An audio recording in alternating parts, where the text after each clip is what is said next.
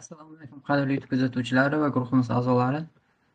Bugun sizlar bilan ingliz tilida 25-darsni o'tamiz.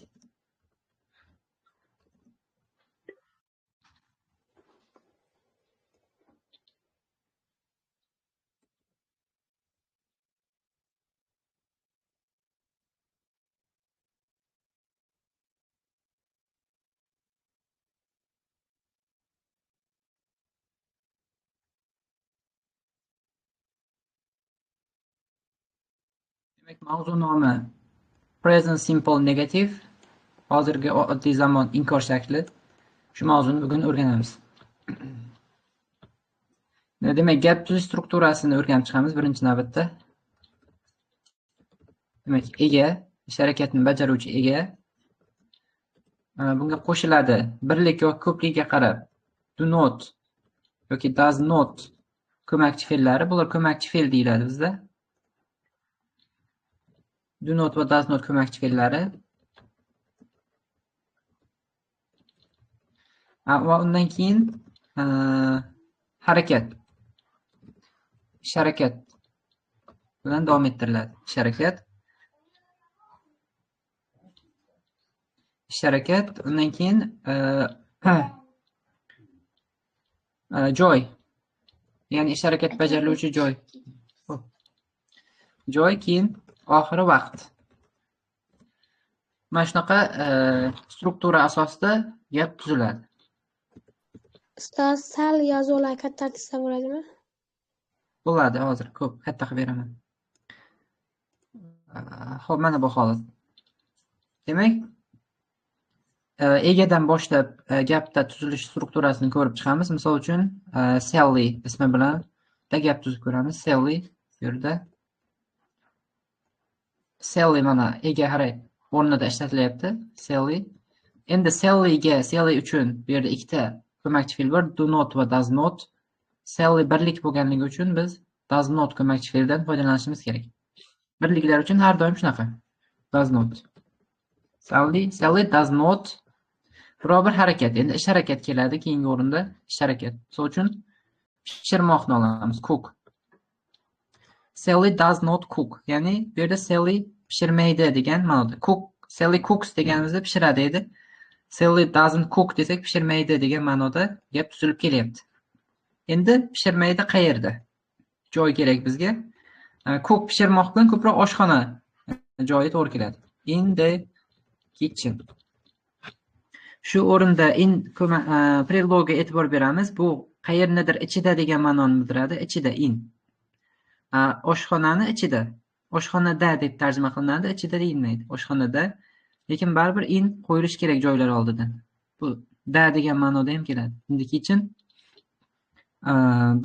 Vaqtga uchun misol uchun bugun desak bo'ladi. Today. Xo'p, tarjima qilib kelamiz. Sally pishirmaydi. Bu yerda to'ldiruvchi qo'ymabmiz. Shu joyga e'tibor qaratib ketamiz. To'ldiruvchi ham bo'lishi kerak. Ya'ni nimani pishirmaydi? Doesn't cook cake.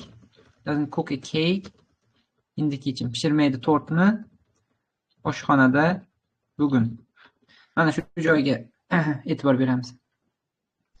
Cake so'zi. Sally'ni o'rniga men, sen shunaqa egalarni ham qo'shsak bo'ladimi? Bo'ladi.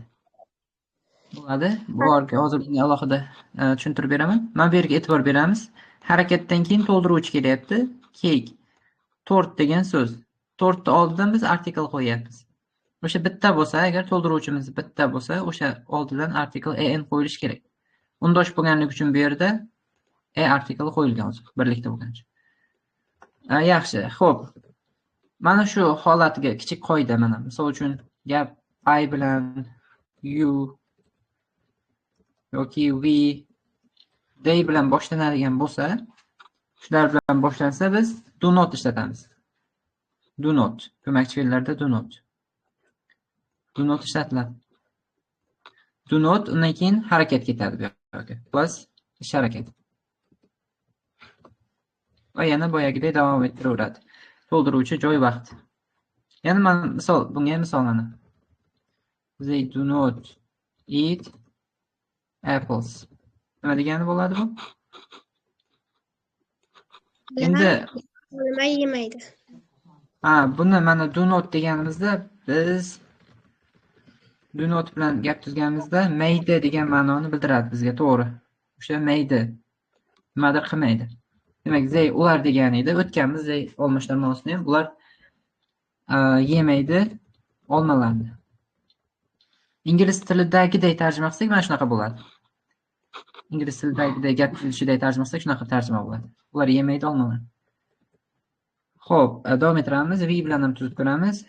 We do not know Russian. Mana bu gapga e'tibor beramiz. We do not know. Biz rus til bilmaymiz. Biz bilmaymiz rus tilini. Biz bilmaymiz rus tilini. Shunaqa. Biz bilmaymiz rus tilini. Mana maymiz degan ma'noda, bo'lishsiz ma'noda ishlatilyapti o'sha do not degan joy. Shunaqa qilsa bo'ladi. Olmashlar bilan ham xuddi shu tartibda bo'ladi. Endi birliklar holatini ham ko'rib chiqamiz. He, she, it.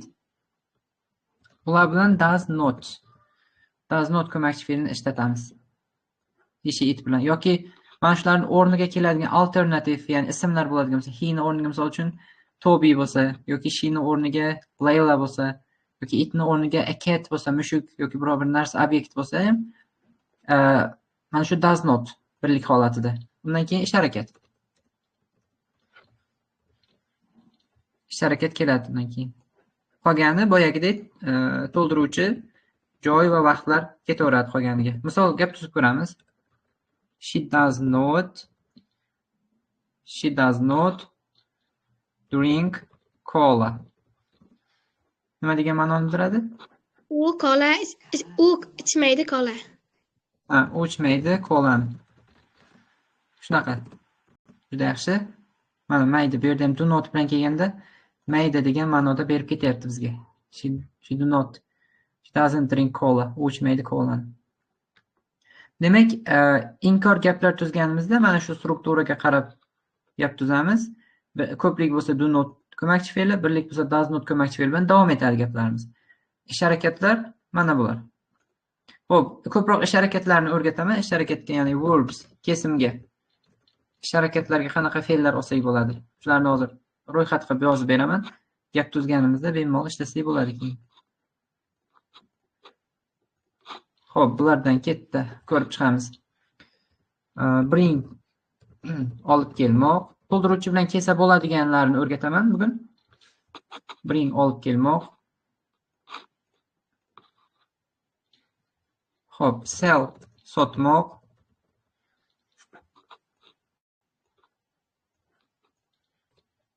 Make tayyorlamoq. Make tayyorlamoq. Xo'p, draw chizmoq.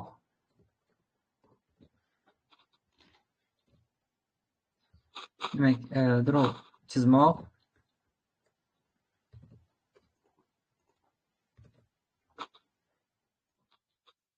Davom etamiz. Paint.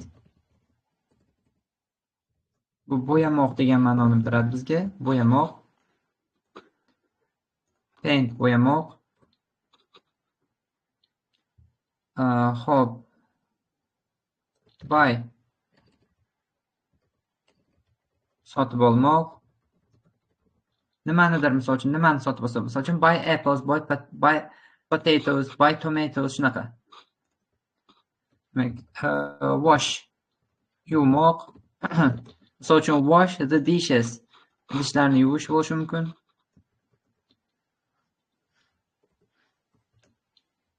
Show ko'rsatmoq.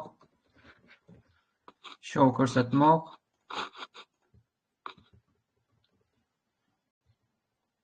Help yordam bermoq. Ya'ni kimgadir, misol uchun help my mother desak, onamga yordam bermoq bo'ladi. Help my friend desak, do'stimga yordam bermoq shunaqa. Play o'ynamoq. Playning ikkita ma'nosi bor. Bittasi o'ynash degan, misol uchun play volleyball, play football bor. Keyin musiqa asboblari bilan ham ishlatiladi. Play bo'ladida, z bo'ladi. Play z deb davom etadi. Musiqa asboblariga. Chalmoq degan ma'noni bildiradi. Misol uchun play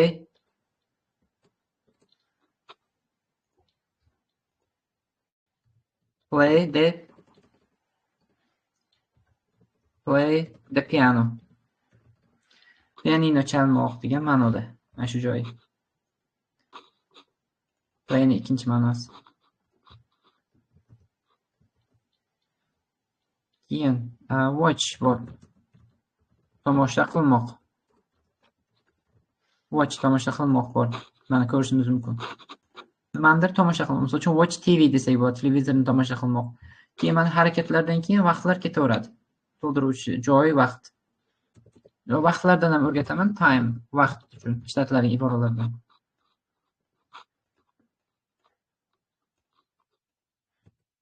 Misol uchun every day, har kuni degani, har kuni biror bir ishni qilish.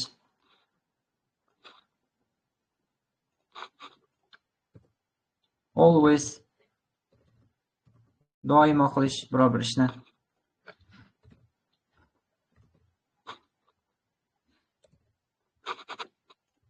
Keyin biror bir ishni vaqti bilan qilish, from time to time bor. Vaqti bilan. From time to time. Demak, yoki this week, shu hafta, biror bir ishni shu hafta bajarish.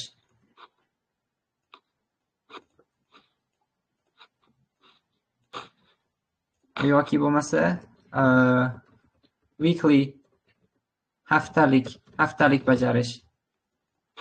Biror bir ishni misol uchun haftalik qilish. Daily bor, kunlik. Misol uchun darslarimiz kunlik o'tamiz-ku, daily. O'sha daily bo'ladi, kunlik. Undan tashqari monthly bor, oylik. Monthly, oylik. Monthly, oylik. Yearly bor. Ular hammasi shu oddiy zamon bilan ishlatiladi, ko'pchiligi. Yearly, yillik degani. Bular hamma gaplar oxirida ishlatiladi. Gap o'sha mana shu zamonda tuzadigan gaplarimizda mana bularni bemalol ishlatsa bo'ladi. Gap tuzganda ishlatsa bo'ladi. Bugun darslarimizda mana grammatika bilan lug'at darslarimizga qo'shimcha o'qish bilan eshitish mashg'uloti ham qo'shiladi. Eshitish mashg'ulotini hozir men mana bu video darslarni tashlab bo'lgandan keyin guruhga alohida qilib yuborib tushuntirib boraman. Eshitish bilan o'qishni qo'shimcha qilamiz. Mana bundan savollar bo'lsa, marhamat.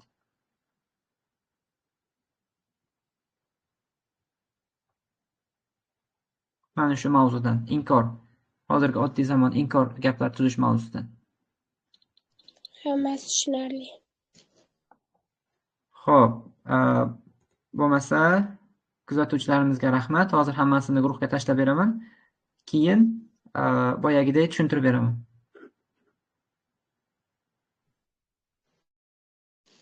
Xo'p.